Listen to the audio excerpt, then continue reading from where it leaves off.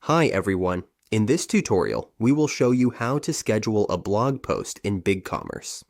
Scheduling blog posts helps us plan content ahead of time and automatically publish articles on a date we choose. This way, we can keep our marketing consistent. Let's get started. In the Bigcommerce dashboard, we can view our blogs in the storefront. In the blog section of Bigcommerce, we can publish a post ahead of time directly. If we want to post a blog ahead or scheduled, we select the date here. We can choose when we want the post to go live, either in advance or at any time. Once we update, the post will go live at the set time.